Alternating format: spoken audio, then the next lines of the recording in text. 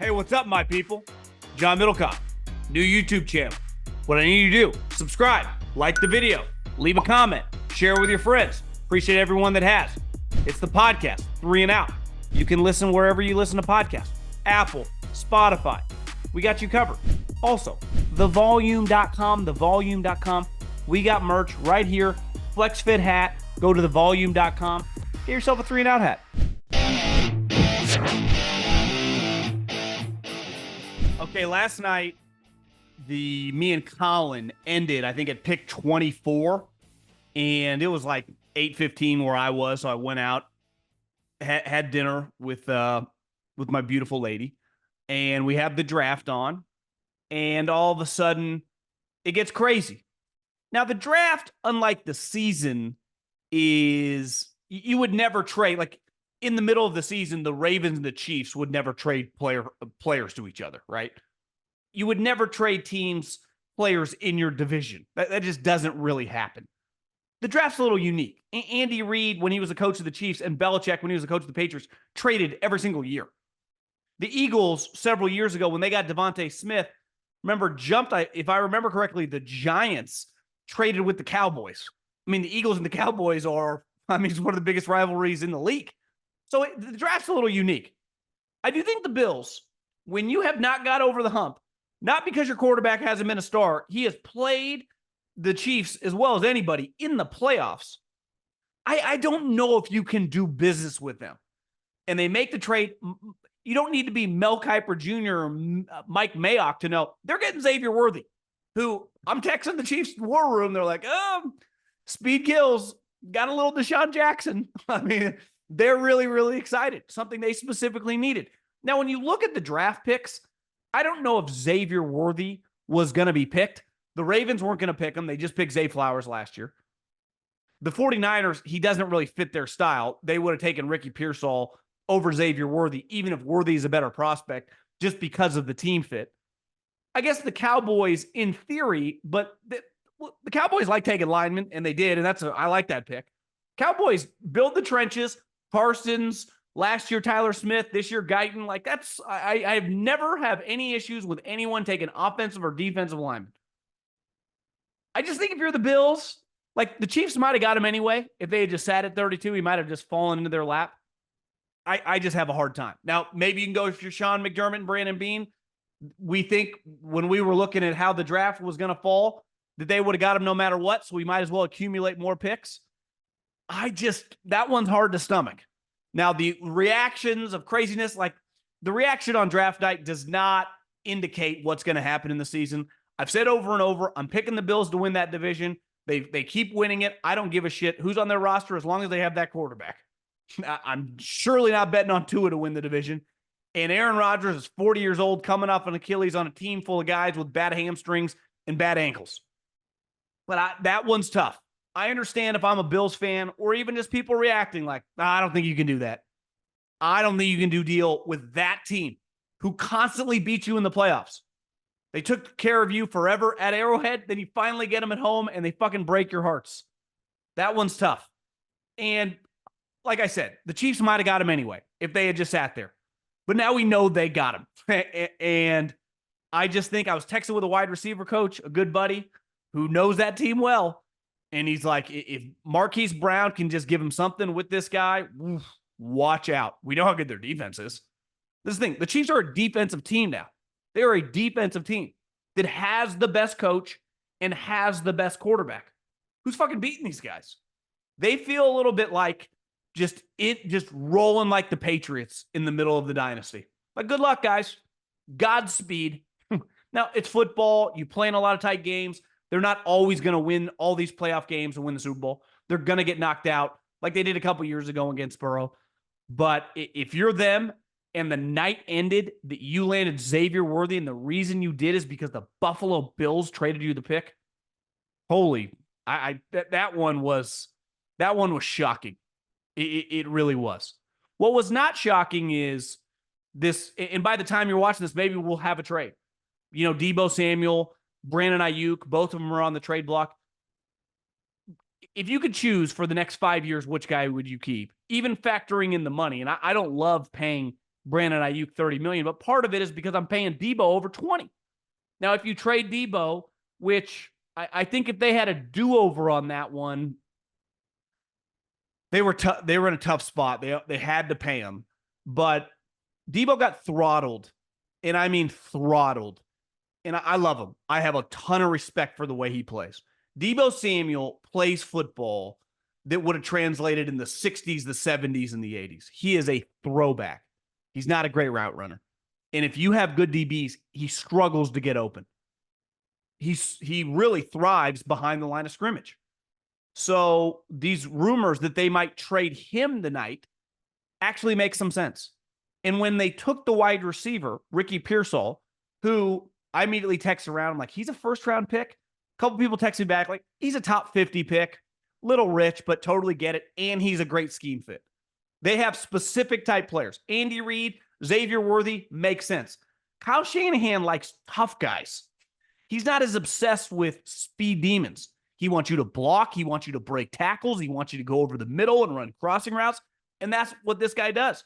But the moment you draft that guy, you're like, someone's in trouble. We know this Ayuk contract negotiation is up in the air.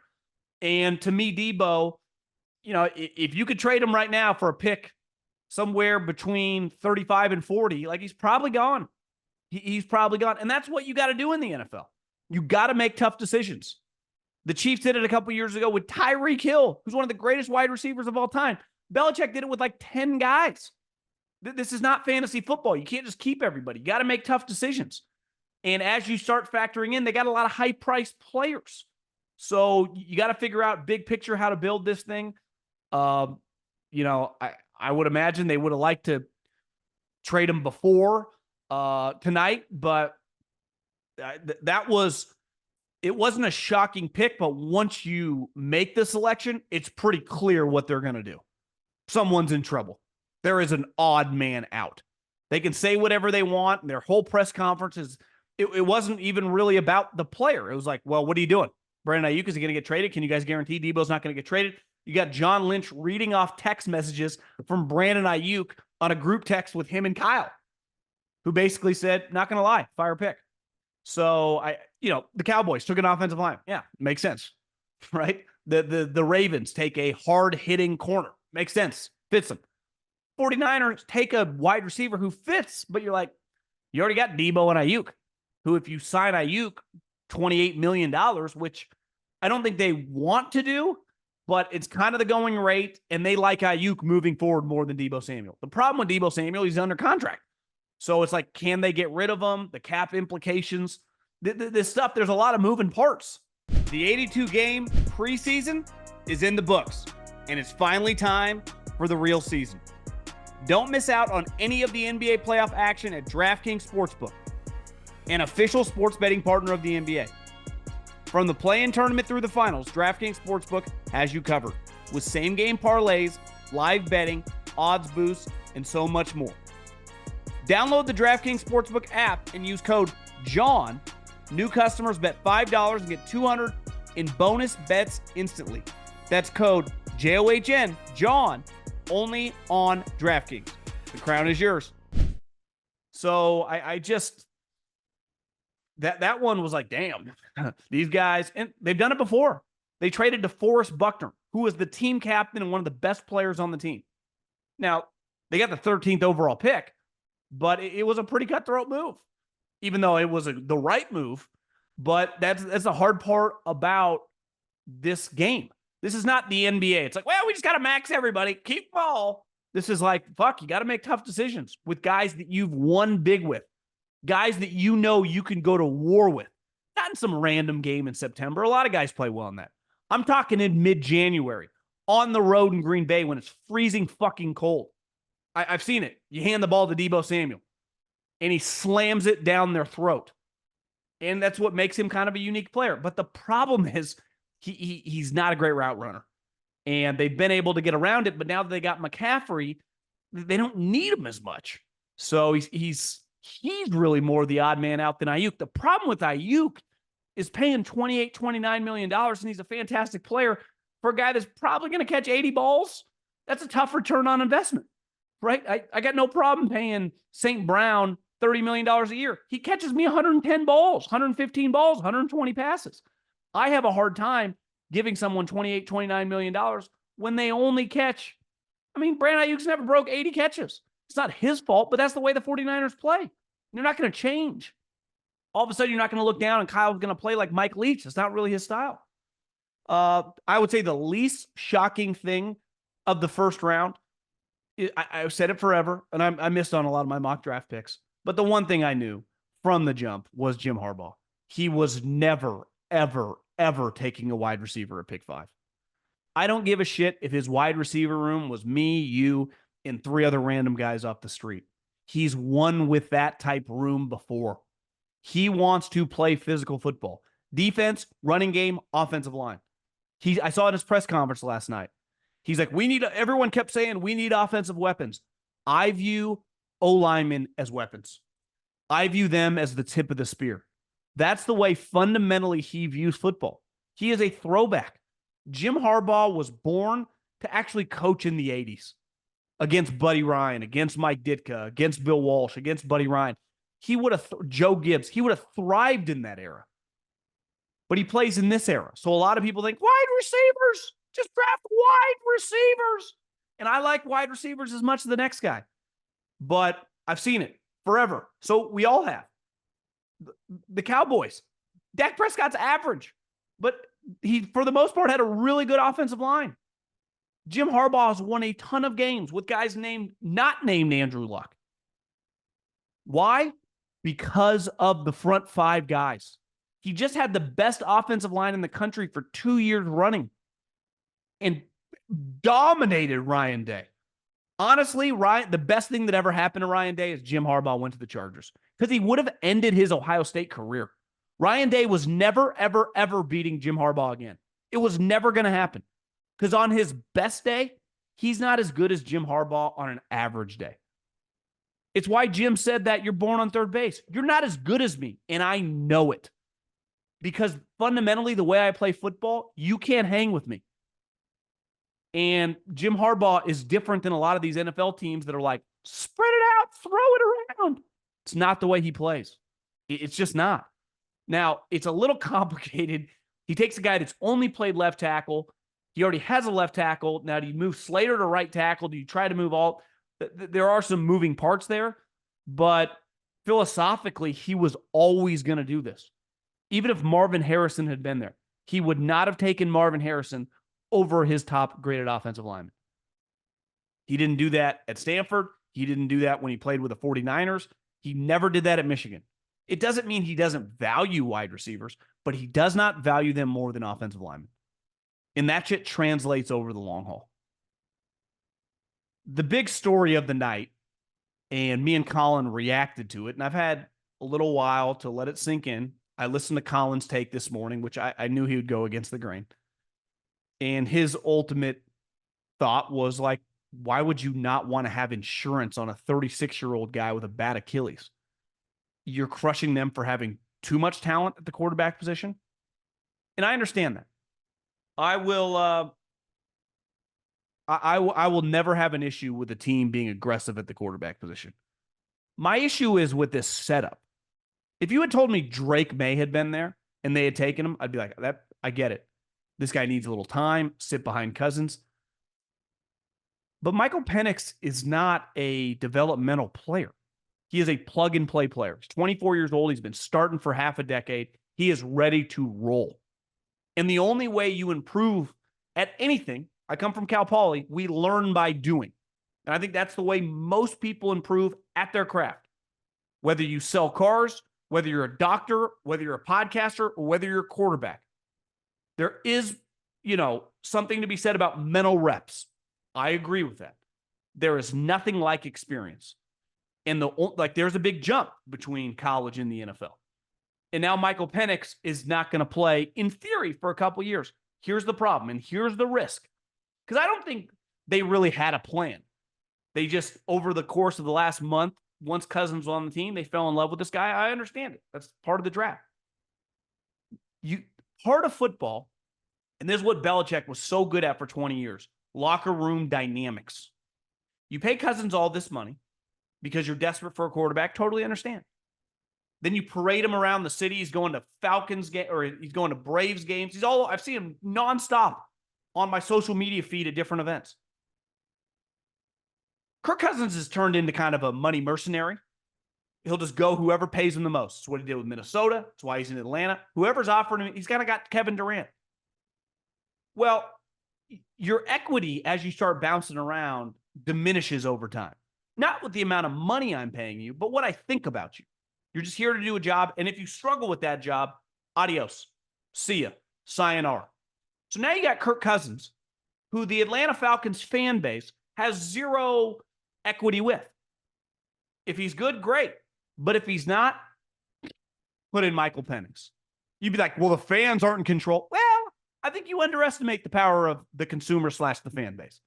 Because you know the guy who listens to the fans, i.e., listens to the radio, listens to the podcast, reads all the articles. Coaches can easily say, not reading it, not consuming it. Half of them, 90% of them are lying, but still. GMs love to say it. You know who never really says that and definitely is doing it? The owner.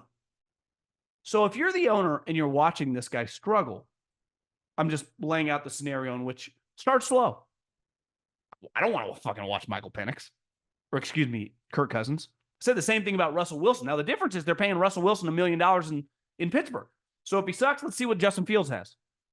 Well, what if you start 2-4? You lose a couple tight games, and he looks a little rusty. The fan base, who kind of represents the owner, like, let's see what this 24-year-old ready-made prospect can do. Then you got problems. Because financially, you're so indebted to Cousins on your salary cap, given how much guaranteed money you got, it could just get weird, and it could just get weird fast. I understand. You would rather have more talent in your quarterback room than not. And he's coming off a torn Achilles, and he's 36 years old. He's never moved great. And I get it. But things can get weird. Things can get weird fast when you're in these scenarios. Jordan Love was a developmental quarterback. There wasn't a soul who said, yeah, maybe Jordan Love's better than Aaron Rodgers 3 years ago. We all knew that was impossible. It was not possible. Jordan Love may be better than him now 5 years later. Like, there's a chance within 6 months, like Michael Penix and Kirk Cousins are very similar. So the rope on this for Cousins, to me, is very small. Very small. And things can get weird fast. If it was Mike Tomlin or John Harbaugh, I'd be like, they can handle this situation. Raheem Morris is essentially a first-time head coach. Terry Fontenot, who knows if that fucking guy knows what he's doing. And the organization's kind of out of whack. It just is. So I just think I understand why they did it. I get wanting to have a good quarterback room, but the dynamics of your team start with that position. Why did the 49ers get rid of Trey Lance immediately once Purdy kind of established himself? I can't have you around messing with my locker room dynamics. Peace. See ya. Once Belichick, they drafted Mac Jones, they cut Cam Newton. Like, Michael Penix is a really, really famous, established college player. Not like Drake May you need to work on it. Like, ready to go. Michael Penix was a guy you draft to start immediately. He was not some project. And I hear a lot of people, well, if you had drafted him at pick 28, I would have understood it. Yeah, same scenario is going to happen. This guy was not some work in progress. He was ready to roll. Now, the Kirk Cousins we saw before he got hurt was a top 7-8 quarterback in the NFL. Problem is he had a major injury. So I think this thing could get weird, and it could get weird fast. Same thing could happen in Pittsburgh, but financially, you're not obligated to anybody. This one, you kind of are. He's got a no trade clause. His agent, who I know, clearly put out a statement. He wasn't super happy. Like, what are we doing? Why aren't we improving the team? Which, listen, when you go full mercenary, you don't get to dictate the terms. You ain't Tom Brady. No one gives a fuck about what you think. Seriously. I mean, they just proved they do not care. So buckle up for this one.